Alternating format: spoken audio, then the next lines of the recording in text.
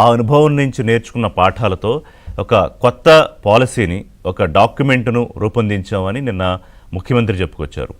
ముఖ్యంగా ఏంటంటే ఒకవైపు ఇండస్ట్రియల్ పాలసీ ఒకవైపు రూపుదిద్దుకుంటోంది, ఇంకోవైపు 2047 విజన్గా రూపుదిద్దుకుంటోన్న బృహత్తరమైన పాలసీ. ఎందుకంటే చాలా పెద్ద విధానపరమైన మార్పులు జరగబోతున్నాయి. అంటే తెలంగాణ రాష్ట్రాన్ని 3 రకాలుగా క్యూర్, ప్యూర్, రేర్ అని 3 విధానాలుగా విభజిస్తూ తీసుకుంటున్న చర్యలతో ఒక పెద్ద విధాన రూపకల్పన చేస్తున్నారు.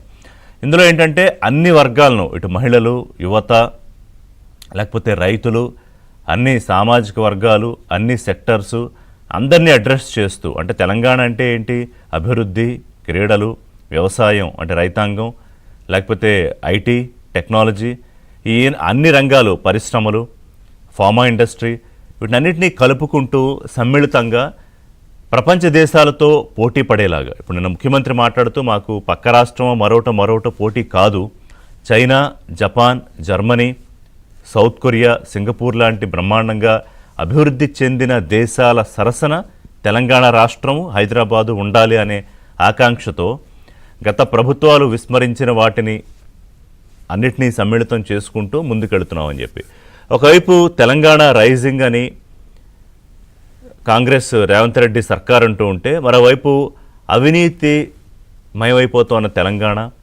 లక్షల కోట్ల భూకుంభకోణాలు, స్వతంత్ర భారతదేశం తరువాత అంటే భారతదేశం ఏర్పడిన 75 ఏళ్లలో ఈ చరిత్రలోనే జరగని భూకుంభకోణం అని బీఆర్ఎస్ వర్కింగ్ ప్రెసిడెంట్ కేటీఆర్ ఏమో ఆరోపిస్తున్నారు. రాహుల్ గాంధీకి ఆయన లేఖ కూడా రాశారు.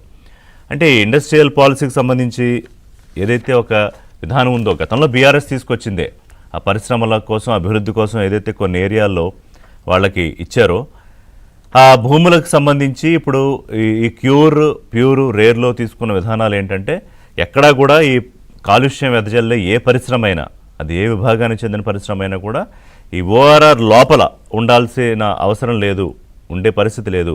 దాన్ని ఓఆర్ఆర్ బయటికి కొత్తగా ఒక ఇండస్ట్రియల్ సిటీ లాగా ఏర్పాటు చేసి అక్కడికి తరలించాలి అనేది రేవంత్ రెడ్డి ప్రభుత్వం చేస్తున్న ఆలోచన.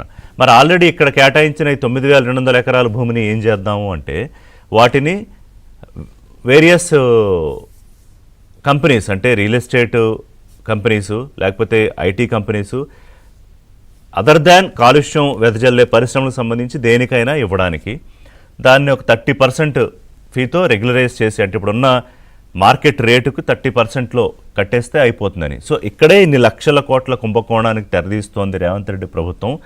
దీని మీద కనుక మీరు చర్య తీసుకోకపోతే, దీన్ని ఆపకపోతే రాహుల్ గాంధీ మీకు కూడా దీనిలో భాగస్వామ్యం ఉందని మేము అనుకోవాల్సి వస్తుంది, మీరు ప్రాపర్ రెస్పాన్స్ ఇవ్వకపోతే అని కేటీఆర్ ఒక బహిరంగ లేఖే విడుదల చేశారు. అంటే ఇంత పెద్ద విధానం తీసేసుకుంటున్నారు ఈ ఇండస్ట్రియల్కి సంబంధించి, హిల్ట్ పీ అంటున్నారు దాన్ని. సో దీనికి సంబంధించి ఉత్తమ్ కుమార్ రెడ్డి చాలా స్పష్టంగా ఎందుకు ఈ డెసిషన్ తీసుకున్నాము, ఈ పాలసీ వెనకాల కారణాలేంటి, తెలంగాణ ప్రభుత్వం దీన్ని ఇక్కడ కాదు అని బయటకు ఎందుకు పంపించాలనుకుంటోంది, ఈ క్యూర్, ప్యూర్, రేర్ విధానంలో 3 రకాల ఈ వికేంద్రీకరణ అభివృద్ధికి సంబంధించి చేస్తున్న దాంట్లో భాగంగానే నిర్ణయం చెప్పినా కూడా ఆబ్వియస్గా ప్రతిపక్షాలు, ముఖ్యంగా బీఆర్ఎస్ ప్రధానంగా దీని మీద ఫైట్ చేస్తోంది. బీజేపీ కూడా దాదాపుగా బీఆర్ఎస్ చేసిన అవినీతి ఆరోపణలు, ఇందులో ఏదో కుంభకోణం ఉందనే యాంగిల్లోనే రామచంద్రరావు కూడా మొన్న మాట్లాడారు, తెలంగాణ బీజేపీ ప్రెసిడెంట్. మరి ప్రభుత్వం దీని మీద వివరణ ఇచ్చినా కూడా ప్రతిపక్షాలు ఎందుకు ఆరోపణలు చేస్తున్నాయి? సో దాదాపుగా ఈ తెలంగాణ రైజింగ్ కార్యక్రమం ఇవాళ నుంచి 13వ తేదీ వరకు జరుగుతుంది. ఇందులో కీలకమైన డేట్స్ 8, 9 కూడా ఉన్నాయి. అలాగే ఈ ఉత్సవాల్లో భాగంగా ప్రపంచ ప్రఖ్యాతి చెందిన లయనల్ మెస్సీ, ఫుట్బాల్ ప్లేయర్, అతనికి కోట్లాది మంది అభిమానులు ప్రపంచవ్యాప్తంగా, అతని టీంతో రేవంత్ రెడ్డి టీము, ఆయన స్వతహాగా ఫుట్బాల్ ప్లేయర్, ముఖ్యమంత్రి. సో స్కూల్ పిల్లలతో కలిపి రేవంత్ 9 వర్సెస్ లయనల్ మెస్సీ 10 ఒక మ్యాచ్ జరగబోతోంది ఉప్పల్ స్టేడియంలో. దానికి బ్రహ్మాండంగా ఇప్పటికే ఒక మంచి రెస్పాన్స్ కూడా వస్తుంది. ఎందుకంటే ఫుట్బాల్ ప్లేయర్లకి, అభిమానులకి తెలుసు అతను ఎంత పెద్ద ప్లేయర్ అనేది. సో అందులో భాగంగా జరగబోతోంది. అలాగే ఫ్యూచర్ సిటీలో 9న విజన్ 2047 డాక్యుమెంట్కి సంబంధించి ఆవేళ ప్రకటన, దాన్ని ఓపెన్ చేస్తారు. నీతి ఆయోగ్, ఐఎస్బి లాంటి కీలకమైన సంస్థలకు సంబంధించిన సహకారంతో ఈ విజన్ డాక్యుమెంట్ రెడీ అయిందని ముఖ్యమంత్రి చెప్పారు. మరోవైపు పగడ్బందీగా ఈ పాలసీ ఉంటుంది అని, అంటే ఎక్కడా కూడా ఎటువంటి లూప్ హోల్స్ ల్యాప్సెస్ లేకుండా చేస్తామని. సో అది బయటకు వచ్చే కానీ తెలియదు. సో ఈలోపు ప్రతిపక్షాలు దీన్ని ఎక్కడా బ్రహ్మాండంగా అహోహని ఏం పొగడవు.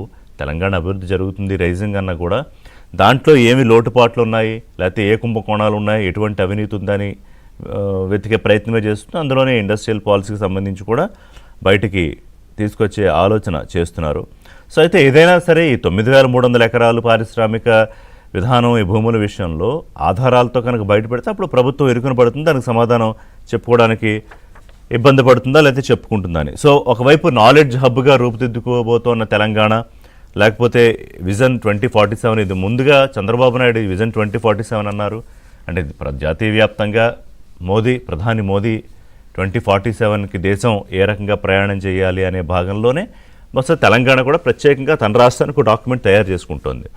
సో చిన్న బ్రేక్ తీసుకుందాం. బ్రేక్ తర్వాత ఓవరాల్గా ఒక రైజింగ్ అని రేవంత్ రెడ్డి ప్రభుత్వం అంటూ ఉంటే దీంట్లో